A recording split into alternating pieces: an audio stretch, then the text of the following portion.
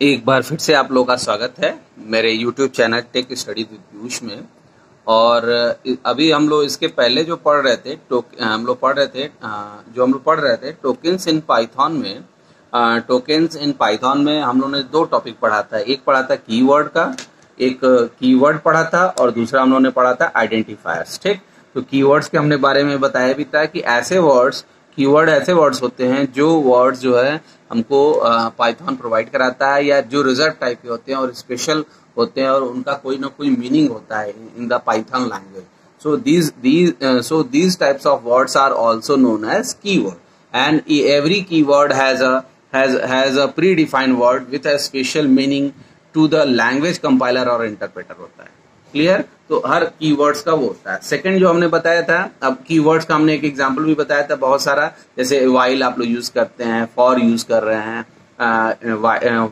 True false use कर रहे हैं, ब्रेक कर रहे हैं, क्लास करेंगे, एल्स करेंगे, इफ करेंगे। इस तरह के डिफरेंट टाइप्स ऑफ जो होते हैं वो कीवर्ड्स होते हैं। इसी तरह से नेक्स्ट जो आता है कीवर्ड्स के बाद जो सेकंड जो टॉपिक आता है वो आता है आइडेंटिफायर्स। इसके बारे में भी हम लोगों ने देखा था। आइडेंटिफायर्स मीन्स कि जिसकी हेल्प से हम किसी भी वेरिएबल्स को पहचान सकते हैं। हमने बताया भी था आपको एग्जांपल, जैसे कल हमने बताया था XYZ हम लोग लिख देते हैं तो वो क्या होता है, XYZ अगर हम लिख देंगे तो हमको पहचान नहीं पाएंगे, लेकिन अगर हम उस वेरिएबल का पूरा नाम लिख देंगे तो हम इजिली उसको क्या कर सकते हैं, आइडेंटिफाई कर सकते हैं। और उसमें हम लोगों ने देखा भी था कि जो भी कीवर्ड्स होते हैं, कीवर्ड्स जो होता है, जो भी आइडेंटिफायर्स होते हैं, आइडेंटिफायर्स हमेशा क्या होंगे, हमेशा identifiers are the name given to the different part of the program, that is variables, object, class, function, list, dictionary and so forth होता है। ठीक है, and each and every some rules against variables, the variable name must be only be a non keyword with a no space in between, मतलब उसके बीच में space नहीं होना चाहिए और कोई भी नॉन कीवर्ड होगा। Variable must be made up only letters, numbers and underscores, and variable name can not begin with a number along they can contain numbers होता है। Although they can contain numbers होता है। कभी भी variables का जो नाम होगा वो आपका क्या होगा, वेरिएबल्स का जो नाम होगा वो हमेशा जो है नंबर से स्टार्ट नहीं होगा। ठीक है, फिर उसके बाद कुछ हम लोग ने देखा था कुछ कॉमन्स जो वेरिएबल्स हैं, जैसे हम लोग को आइडेंटिफाई करने के लिए आ सकता है एग्जाम में, जैसे इसमें दे रहा है। हम लोग ने देखा भी था इस चीज को कि the following are the some valid identifiers, my file, dates, इस तरह का ये दिया होता है वैलिड। अब इसी सीरीज में हम लोग को आगे जो पढ़ना है वो आज पढ़ना है लिटरल्स या वैल्यूज क्या होता है। ठीक है, तो लिटरल्स होता क्या है बेसिकली। ठीक है, तो लिटरल जो होता है क्या चीज है, लिटरल्स के बारे में हम लोग ये जानते हैं कि लिटरल्स जो होता है, इसी सीरीज में तो थर्ड पॉइंट है literals are the data item that have a fixed और कांस्टेंट वैल्यूज होता है। यानी लिटरल्स के पास का क्या होगा, literals are the data item that have a fixed values और कांस्टेंट वैल्यूज होता है। लिटरल्स जो होता है हमेशा कांस्टेंट वैल्यूज को रखा जाता है। अब जैसे Python allow several kind of literals which are given below. अब जैसे कल हम लोगों ने एक एग्जांपल भी देखा था, आप देखे भी थे एग्जांपल को भी, कि अब यहाँ पे यही एग्जांपल था। अब इसमें जब हम लोगों ने देखा था तो यहाँ पे जो वैल्यूज दी हुई है, देखिए 1, 10, 2, 0, ठीक है, ये 2 है और ये 0 है, ये भी सब क्या है, ये सब लिटरल्स है। Literals means constant value. जो लिटरल्स का मतलब क्या होता है कि जो भी कांस्टेंट वैल्यूज हमको दिए गए हैं वो सब क्या होते हैं, लिटरल्स होते हैं। अब जैसे देखिए लिटरल्स में लिखा है कि there are so many types of literals, Python allow several kinds of literals which are being given below. ठीक है, तो अब इसमें सबसे पहला जो लिटरल्स आता है that is string literals. String literals क्या होता है, ठीक है, तो अब सबसे पहले तो हम लोग ये जानते हैं कि स्ट्रिंग क्या होता है, स्ट्रिंग का मतलब क्या होता है। तो स्ट्रिंग का मतलब होता है when more than one character is known as, या group of character is known as string. ठीक है, हमने फर्स्ट ईयर में पढ़ा भी था, group of more than one character, ये क्या होता है, स्ट्रिंग होता है। जैसे फॉर एग्जांपल कि अगर मान लीजिए,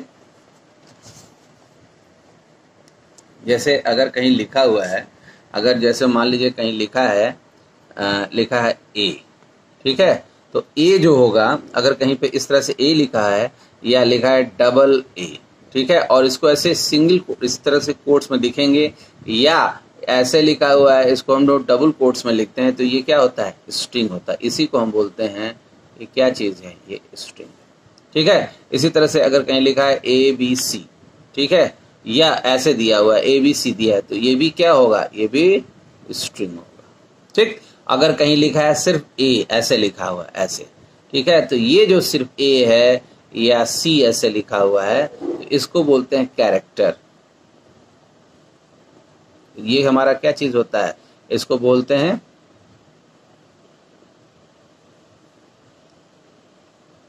इसको हम लोग कैर या कैरेक्टर बुलाते हैं, कैरेक्टर बुलाते हैं, ठीक है। तो जो ग्रुप ऑफ कैरेक्टर्स होता है उसी को हम बोलते हैं क्या चीज, स्ट्रिंग। ग्रुप ऑफ कैरेक्टर्स को हम बोलते हैं क्या चीज, is known as string. Group of जो कैरेक्टर होगा उसी को हम बोलते हैं क्या चीज, स्ट्रिंग बोला जाता है। क्लियर। तो अब आपको समझ में आ गया। तो लिटरल्स मतलब स्ट्रिंग लिटरल्स, इसका मतलब क्या हो गया, स्ट्रिंग का मतलब हो गया ग्रुप ऑफ कैरेक्टर्स, और लिटरल्स का मतलब हो गया कांस्टेंट, ठीक है। तो स्ट्रिंग लिटरल या sequence of character surrounded by quotes, ठीक है। हमने अभी सिंगल कोट्स में लिखा भी था, आप देखे भी होंगे इस चीज को, सिंगल कोट्स में लिखा भी था, सराउंडेड बाय कोट्स, सिंगल और डबल और ट्रिपल कोट्स, ठीक है। String literals can either be single line string और मल्टी लाइन स्ट्रिंग, यानी ये सिंगल लाइन में भी हो सकता है और मल्टी लाइन में भी हो सकता है। अब देखिए सिंगल लाइन स्ट्रिंग के बारे में दिया है, a single line string must terminate in one line हो गया, the closing quotes would be on the same line at the opening quotes होता है, मतलब ओपनिंग और क्लोजिंग कोट्स क्या होगा, सेम लाइन में होगा। और मल्टी लाइन में क्या होगा, इन multi line there are strings separated across multi line with single and double quotes, each line other than the concluding line has end at the character backslash, but with the triple quotes no backslash is needed at the end of the intermediate line, see below, ठीक है। अब देखिए यहाँ पे जैसे example लिखा है text 1, ठीक है, लिखा है हेलो वर्ल्ड। अब देखिए यहाँ पे ये डबल कोट्स में लिखा है, तो यानी इसको हम बोलते हैं सिंगल लाइन स्ट्रिंग है। इसी तरह से text 2 is equal to hello, और यहाँ पे इस तरह ये दिया हुआ है, इसका मतलब ये सेकेंड लाइन में गया हुआ है, ठीक है। तो यहाँ पे जब डबल कोट्स लगाएंगे, तो अगर हमको मल्टी लाइन लिखना होगा तो हमको स्लैश लगाना पड़ेगा, ये स्लैश लगाएंगे, देखिए मल्टी लाइन स्टार्टिंग है तो ये लगा दिया। लेकिन जब हम ट्रिपल लगा देते हैं, ट्रिपल स्लैश लगा देते हैं, तो ट्रिपल स्लैश लगाएंगे तो फिर हमको स्लैश लगाने की कोई जरूरत नहीं होती है। बहुत छोटी टॉपिक्स हैं, ये छोटे छोटे चीजें हैं, इनको बहुत पूछा जाता है, इसलिए मैं इसको बुक से पढ़ा रहा हूँ, बहुत अच्छे से पढ़ा रहा हूँ, ठीक है। क्योंकि ये प्रोग्रामिंग नहीं है, ये हम लोग का रिवीजन है, पीछे का जो हम लोग ने पढ़ा है वो उसका रिवीजन चल रहा है, इसलिए आप इस चीज को आप बहुत ध्यान से देखिए और आगे समझिए, ठीक है। अब देखिए दोनों में डिफरेंस है, तीनों स्टेटमेंट्स में डिफरेंस है। यहाँ पे क्या था, ये सिंगल लाइन में था, इसीलिए सिंगल लाइन कमेंट्स है, सिंगल लाइन कमेंट्स हैं। इसी तरह से अगर मान लीजिए यहाँ पे क्या है, ये यहाँ पे हमको मल्टी लाइन लिखना है, तो डबल कोट्स हमने लगाया, तो इसलिए यहाँ पे हमको क्या लगाना पड़ेगा, स्लैश लगाना पड़ेगा, ठीक है। इसी तरह से तीसरी जो लाइन है text 3 is equal to third, triple quotes लिखा है, तो ट्रिपल कोट्स का मतलब क्या है कि हम मल्टीपल लाइन्स को लिख सकते हैं और हमको स्लैश लगाने की कोई जरूरत नहीं होती है। तो यानी यहाँ पे क्या होगा, ये ट्रिपल होगा। ये बहुत डिफरेंस है, बहुत पूछा जाता है कि what is the difference between double quotes and triple quotes, ठीक है। तो डबल कोट्स में हम लिखेंगे, in double quotes there are, if we use multi line then we have to needed slash at the end of each and every line for the double quotes, but in triple case, in triple quotes there is no need to write slash at the end of the line, ठीक है। तो इस तरह से आपको slash लिखने की कोई जरूरत नहीं है, और ट्रिपल लगा करके आप मल्टीपल लाइंस को लिख सकते हैं, क्लियर। अब देखिए आगे, इसी तरह से इन string you can include non-graphical character through the escape sequence are given in following tables, हो गया, ठीक है। तो ये कुछ टेबल्स के दिए हुए हैं, ये आप लोग देख लीजिएगा, इसको हम लोग नहीं देखते हैं, ठीक है। तो ये सिंगल लाइन हो गया, ये मल्टी लाइन स्ट्रिंग हो गया। तो स्ट्रिंग का मतलब क्या हो गया, ग्रुप ऑफ कैरेक्टर्स, और अब इसमें ग्रुप ऑफ कैरेक्टर्स हो गया और फिर आप लोग जानते भी हैं ग्रुप ऑफ कैरेक्टर्स होता है, और इसी तरह से मल्टी लाइन भी होता है और आप यूज कर सकते हैं। इसी तरह से अब हम लोग आगे बढ़ते हैं इसी में। अब देखते हैं न्यूमेरिक लिटरल्स क्या है। ठीक है, तो न्यूमेरिक लिटरल्स में भी क्या आता है, न्यूमेरिक लिटरल्स में यानी न्यूमेरिक का मतलब ऐसे लिटरल्स जिसके साथ नंबर्स आते हैं, न्यूमेरिक लिटरल्स बोले जाते हैं। ठीक है, तो numeric literals are the numeric values and these can be one of the following type हो गया। ठीक, अब न्यूमेरिक लिटरल्स में आप लोग जान भी रहे हैं बहुत सारा जो है, इसमें जैसे आता है फ्लोटिंग पॉइंट्स आ गया, फ्लोटिंग पॉइंट्स आ गया। अब जैसे न्यूमेरिक लिटरल्स में सबसे पहला जो आता है ये क्या आता है, इंट आता है। ठीक है, तो इंट हम लोग जानते हैं कि इंट क्या होता है, ये साइंड इंटीजर। इंट जो होता है नॉन इंट का मतलब होता है या often called just as integer और इंट्स आर पॉजिटिव और negative whole numbers with no decimal values हो गया, यानी जिसमें डेसिमल वैल्यूज नहीं होगा वो हमारा क्या होगा, इंटीजर होगा। जैसे फॉर एग्जाम्पल, जैसे इंटीजर्स फॉर एग्जाम्पल क्या होगा। ठीक है, तो अब इंटीजर्स जो डेटा टाइप होता है, इंट का मतलब क्या होता है, नॉन फ्रैक्शनल वैल्यूज। इसमें लिखा है नॉन फ्रैक्शनल वैल्यूज, या होल नंबर्स या पॉजिटिव में होगा या निगेटिव में होगा, और इसमें कोई भी वो नहीं होता है। तो ठीक है, तो इसका जो एग्जाम्पल होता है, इंटीजर का जो एग्जाम्पल है, हम लोगों ने पहले भी पढ़ा है, जानते भी हैं। इसका जो इंटीजर का जो एग्जाम्पल होता है, इंटीजर या इसको शॉर्ट में क्या बोलते हैं, इंट भी बोलते हैं। ठीक है, इंट का एग्जाम्पल का मतलब -5 हो गया, -100 हो गया, 102 हो गया, 108 हो गया। इस तरह के जितने भी नंबर्स होंगे, ये इतने भी नंबर्स होंगे, ये सब क्या होंगे, इंटीजर्स नंबर होंगे, ये सब नॉन फ्रैक्शनल वैल्यूज होंगे। इसको हम सबको क्या बोलेंगे, इन सबको हम बोलते हैं इंट, यानी इंटीजर। इंटीजर मतलब, अब इंटीजर और ये कैरेक्टर का यूज कहाँ हम यूज करते हैं। इंटीजर का मतलब कि हम अपने हिसाब से ऐसे जान रहे हैं, जैसे होल नंबर से हो गए, हमको अगर कहीं ऐसी जरूरत पड़ी प्रोग्रामिंग में कि हम चाहते हैं कि वहां पे जो वैल्यू आए वो सिर्फ नॉन फ्रैक्शनल वैल्यूज आए, मतलब वो डेसिमल वैल्यूज को ना होल्ड करे, तो वहां पे हम उस वेरिएबल को क्या करते हैं, इंटीजर डिक्लेयर कर देते हैं। तो ये -5, -100, 102, 108, 1005, इस तरह से जितने भी नंबर्स आएंगे जो है वो सब क्या होंगे, ये जो होल नंबर्स होंगे वो सब इंटीजर्स आते हैं। द इंटीजर्स, अब वो सब क्या हम बोलते हैं, इंटीजर्स बोलते हैं। अब इसमें the integer literals can be written as, decimal form में भी लिख सकते हैं हम लोग। जैसे डेसिमल फॉर्म में देखिए 1 2 3 4 4000 100 एटसेट्रा।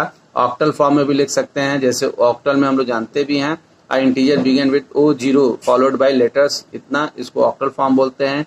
हेक्साडेसिमल फॉर्म भी होता है, integer begin with OX that is OX17, ये इस तरह से। तो इस तरह से हेक्साडेसिमल फॉर्म में भी 3 फॉर्म में भी लिख सकते हैं। ठीक है, तो मेन यही है कि इसमें मेन इंटीजर का मतलब क्या होता है, नॉन फ्रैक्शनल वैल्यूज होता है, जैसे हमने अभी एग्जांपल में भी बताया। ठीक है, और इस तरह से ये डिफरेंट वैल्यूज को होता है। ठीक, इसी तरह से फ्लोटिंग पॉइंट लिटरल्स में क्या होता है, floating point literals are the real literal floats represent a real numbers are written with a decimal point dividing the integer and fractional part are the numbers having fractional part, there can be written in fractional form। इस तरह से और exponential form में भी हम लिख सकते हैं। तो यानी जिसमें हमारा डेसिमल नंबर आ जाए, देखो यहाँ पे 0.17E5 लिखा हुआ है, तो ई है, फ्लोटिंग है, फ्लोटिंग एक्सपोनेंट फॉर्म में लिखा, ई का मतलब एक्सपोनेंट हो गया, 1/5 हो गया, यानी 3/2 हो गया, यानी 6/4 हो गया, यानी ये एक्सपोनेंशियल फॉर्म है इसका जो है, तो इसको फ्लोटिंग पॉइंट नंबर्स यूज करते हैं। इसी तरह से एक थर्ड जो आता है, ये आता है कॉम्प्लेक्स नंबर लिटरल्स होता है। कॉम्प्लेक्स नंबर्स हम लोग जानते भी हैं, complex number of the form of A + BJ where A and B are floating points and J represent the -1 √-1 which is in an imaginary number होता है। ठीक है, तो इस तरह से ये होता है। आप कॉम्प्लेक्स नंबर पे बहुत घबराइए नहीं, क्योंकि इसका बहुत ज्यादा यूज नहीं है। ठीक है, उसका यूज आगे होगा। अब हम लोग आगे देखते हैं। नेक्स्ट जो लिटरल्स आता है दैट इज बुलियन लिटरल्स। ठीक है, अब बुलियन का मतलब क्या होता है, हम लोगों ने फर्स्ट ईयर में पढ़ा था, बुलियन अलजेब्रा पढ़ा था, तो उसमें बुलियन अलजेब्रा में हमने बहुत सारे लॉजिक गेट्स के बारे में देखा था और सारी चीजें देखी थी। तो बुलियन का मतलब क्या होता है कि ऐसे बुलियंस का मतलब 2 वैल्यू, 0 या 1, यानी 0 का मतलब फॉल्स हो गया और 1 का मतलब ट्रू हो गया। तो Boolean literals in Python is used to represent one of the two boolean value, that is boolean true or false, boolean false. A boolean literals can be either have a value as a true or false। तो boolean literals के बारे में हम लोग जान भी रहे हैं। ठीक है, यानी इसमें क्या होगा, कोई भी वैल्यू होगी या तो ट्रू होगा या तो फॉल्स होगा। इसी तरह से स्पेशल लिटरल्स होता है नन। नन का मतलब होता है कुछ नहीं, मतलब ऐसा वेरिएबल या ऐसी वैल्यू जिसका कोई मतलब ना हो, उसी को हम बोलते हैं क्या चीज, नन होता है। ठीक है, तो the Python has one special literal which is none. The none literal is used to indicate absence of a values. Values can also be stored literal collection is the form of the tuples and list etc. होता है। ठीक है, तो यानी special literal जो none होता है, none means क्या हो गया, the variable which has contain in not any type of single value. ठीक है, these are the special literals called none। ठीक है, कई जगह इस नन को हम लोग नल भी, जैसे अदर्स लैंग्वेज में क्या यूज किया जाता है, नल यूज किया जाता है। नल का मतलब भी क्या होता है कि कुछ नहीं होता, जैसे जावा, C++, इसमें जो लैंग्वेज होता है, इन लैंग्वेज में अगर किसी वैल्यू में नल स्टोर है तो नल का मतलब होता है वो वेरिएबल तो है लेकिन उसमें कोई भी वैल्यू स्टोर नहीं है। वही सेम चीज यहाँ पे नन का काम है। नन का मतलब होता है वैल्यूज, कोई वेरिएबल तो बना हुआ है, अगर किसी वेरिएबल में नन वैल्यू है यानी वेरिएबल तो है लेकिन उसमें कोई वैल्यू वो होल्ड नहीं कर रहा है, तो यानी ये वो स्पेशल टाइप का लिटरल्स होता है जिसको हम बोलते हैं नन। ये जो है नन है, ये स्पेशल टाइप का लिटरल्स है। ठीक है, अब आगे हम लोग बढ़ते हैं। अब इसमें नेक्स्ट जो आता है वो आता है ऑपरेटर्स। ठीक है, अब ऑपरेटर्स के बारे में आप लोग जान ही रहे हैं। ऑपरेटर्स होता क्या है।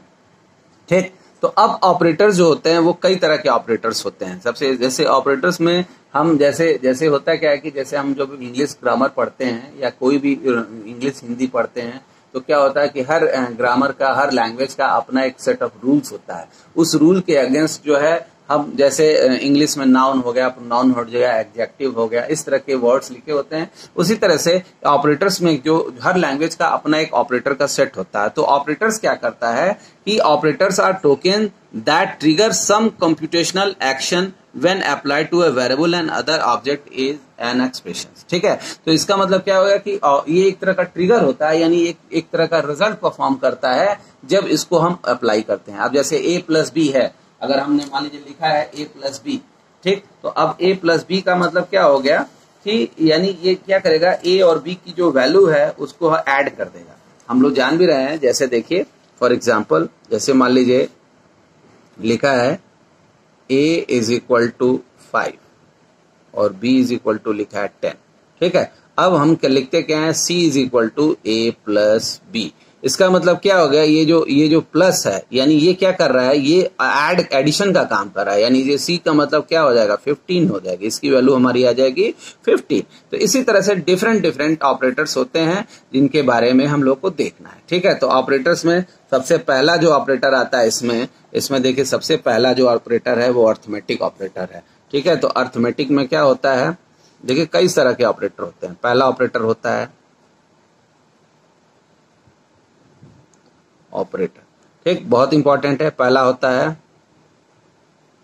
Arithmetic operator. अब अर्थमेटिक ऑपरेटर में हम लोगों ने फर्स्ट ईयर में देखा भी था। अर्थमेटिक ऑपरेटर में जो सबसे पहला आता है वो आता है, जैसे मान लीजिए हमने लिखा है a is equal to 5, b is equal to लिखा है 10। ठीक है, तो अब सबसे पहला जो ऑपरेटर आता है वो प्लस का आता है, दूसरा आता है माइनस का, तीसरा आता है स्लैश, ठीक है, चौथा आता है मल्टीप्लिकेशन, ठीक, और पांचवा आता है मॉडुलस का, ये मॉडुलस, और एक इसमें नया ऑपरेटर आ रहा है डबल स्लैश का। ठीक है, तो इस तरह से अब यानी अब हम लोग जानते भी हैं कि प्लस क्या करता है, ये 5 मेन ऑपरेटर, ये इसी तरह से ऑपरेटर्स होते हैं। अब जैसे हमने लिखा है c is equal to a+b, इसका मतलब जो c की वैल्यू जो रिजल्ट आएगा वो कितना आ जाएगा, 15 आ जाएगा। इसी तरह से c इज इक्वल टू अगर हमने लिखा है b माइनस a, ठीक, तो यानी c इज इक्वल टू कितना आ जाएगा, 5 आ जाएगा ऐसे। ठीक है, इसी तरह से अगर हमने लिखा c is equal to b divided by a, यानी ये जो होता है यानी c इज इक्वल टू कितना आ जाएगा, 2 आ जाएगा। एक इसी तरह से c is equal to a into अगर हमने b लिखा था यानी c की जो वैल्यू आएगी वो कितना आ जाएगा, 50 आ जाएगा। इसी तरह से अगर हमने लिखा c is equal to b modulo divided by modulus b modulus a, यानी ये जो मॉडुलस होता है ये रिमाइंडर रिटर्न करता है, इसको हम बोलते हैं मॉडुलस। और इट रिटर्न रिमाइंडर, हम लोग ने जानते भी हैं ये रिमाइंडर रिटर्न करता है। यानी इसका मतलब क्या हो गया कि ये जो आएगा सी इज इक्वल टू आ जाएगा, इसकी वैल्यू कितनी आ जाएगी, 0 आ जाएगी। और यहाँ पे एक नया ऑपरेटर है, ये जो होता है ये डबल स्लैश, ये क्या करता है आपको, ये जो वैल्यू है ये डबल स्लैश क्या करता है, ये फ्लोटिंग पॉइंट कोशेट देता है, कोशेट यानी सी इज इक्वल टू अगर हम लिखेंगे बी डबल स्लैश ए, यानी इसकी वैल्यू आ जाएगी इसकी जो वैल्यू आएगी 2.0 आ जाएगा। ठीक है, तो इस तरह से ये ऑपरेटर्स यूज किए जाते हैं अर्थमेटिक ऑपरेटर्स से। इसी तरह से कुछ रिलेशनल ऑपरेटर्स भी होते हैं। देखिए there are arithmetic operators, bitwise operators, shift operators, identity operators, relational operators, logical operators, assignment operator, membership operator and arithmetic assignment operators होता है। ठीक है, अब इसी में जो दूसरा आता है बहुत इंपॉर्टेंट है, दैट इज रिलेशनल ऑपरेटर। अब देखिए रिलेशनल ऑपरेटर में क्या होता है, रिलेशनल ऑपरेटर में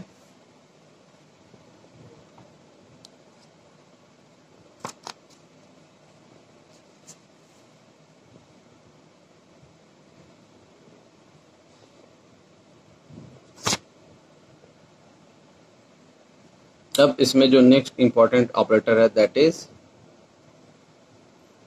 रिलेशनल ऑपरेटर। ठीक है, अब ये सब फर्स्ट ईयर में हम लोग पढ़े भी हैं।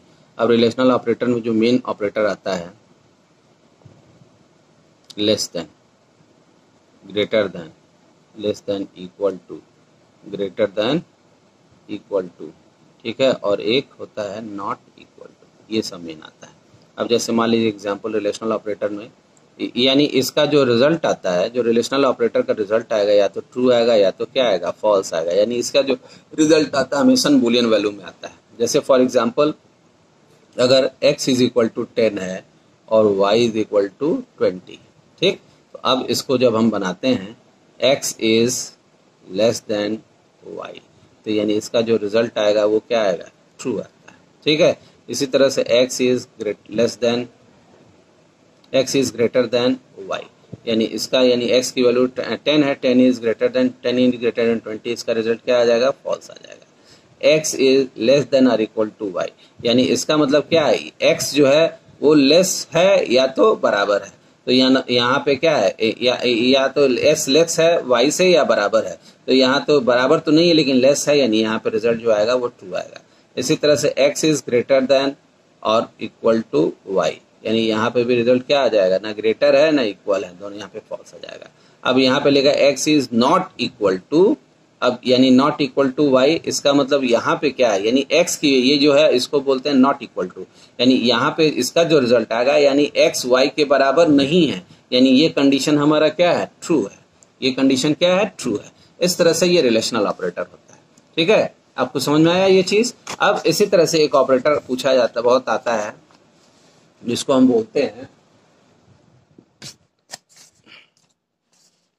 लोग बोलते हैं लॉजिकल ऑपरेटर।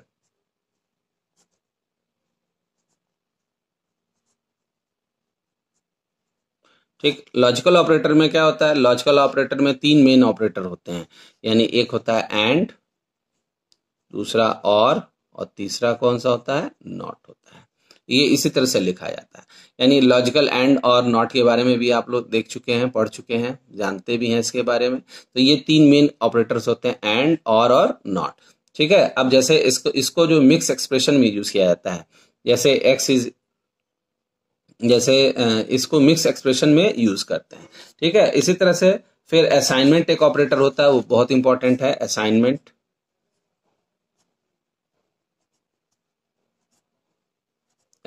ऑपरेटर हो गया। अब असाइनमेंट ऑपरेटर में क्या होता है, जैसे a इज इक्वल टू 5 लिखा हम लोगों ने, ठीक है, और यहाँ पे लिखा है b is equal to a लिखा। ठीक। तो अब इसका मतलब क्या है कि ये जो सिंगल ऐसे इक्वल लगा है, इसका मतलब ये वैल्यू को क्या करता है, असाइन करता है।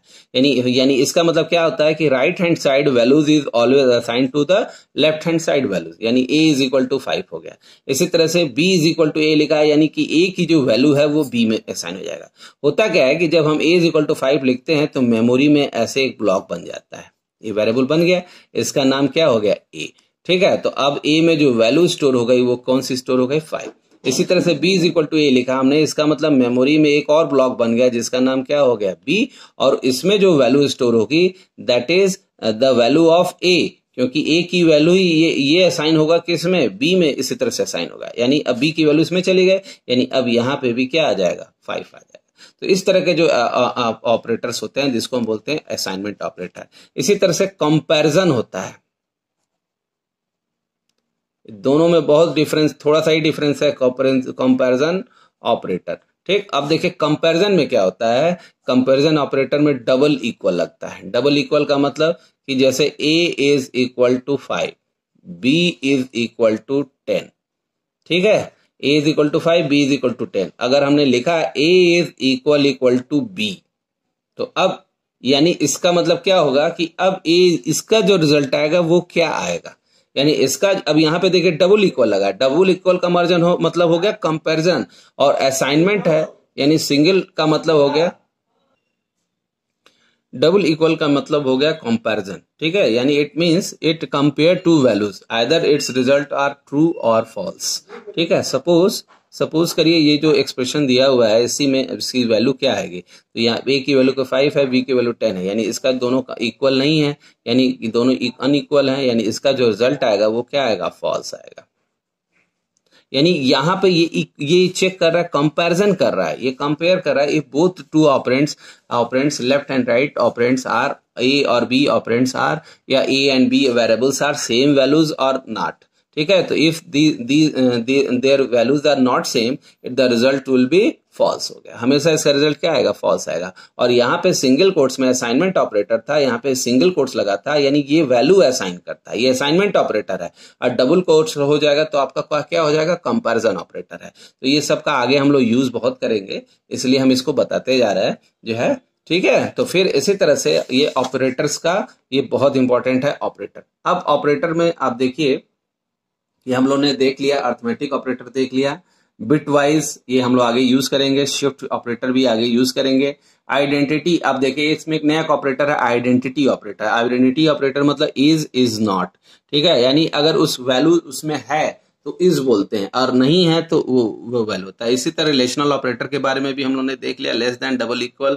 इसी तरह से लॉजिकल ऑपरेटर्स होता है, एंड और होता है। असाइनमेंट ऑपरेटर के बारे में भी देख लिया। इसी तरह से मेंबरशिप ऑपरेटर एक आता है, तो मेंबरशिप ऑपरेटर में इन, नॉट इन, हम लोग जैसे अगर किसी, ये इसका ज्यादातर यूज हम लोग लिस्ट में करेंगे। ठीक है, अर्थमेटिक असाइनमेंट ऑपरेटर, ये अर्थमेटिक असाइनमेंट ऑपरेटर, इस तरह के भी ऑपरेटर्स यूज किए जाते हैं जो आगे हम लोग देखेंगे। ठीक, तो इसी तरह से ये यूज किया जाता है। अब इसी में आता है लास्ट जो आता है punctuators. Punctuators are the symbols. Punctuators क्या होते हैं, ठीक है, तो the punctuators are the symbols, punctuators are the symbols that are used in programming language to organize sentence structures and indicate the rhythm and emphasis on expressions, statements and programs structure. Most common punctuators of Python programming language are, इस तरह का ये सब different इसके दिए हुए हैं, ये सिंबल्स यूज किए जाते हैं। ठीक है, तो आज जो है, जो आज हम लोग ने देख लिया, आज हम लोग जो पढ़ रहे थे, आज हम लोग का जो टोकेन्स का जो टॉपिक था, जो टोकेन्स का सबसे पहला जो टॉपिक था टोकेन्स का जो है, वो आज हम लोग का कंप्लीट हो गया। टोकेन्स में हम लोग ने कीवर्ड, आइडेंटिफायर्स, लिटरल्स, ऑपरेटर्स और पंक्चुएटर्स के बारे में देख लिया। ठीक है, तो ये इस तरह का एक छोटा सा प्रोग्राम है। इस छोटे से प्रोग्राम में ये पांचों चीजें हमको मिल जाती हैं, और कोई भी प्रोग्राम्स होगा बिना टोकन के हमारा बनता नहीं है, और इसलिए इसको जानना, टोकेन्स के बारे में हमने आपको बता दिया। आप इसका एक नोट्स बना लीजिएगा, बहुत जरूरी है नोट्स बनाना।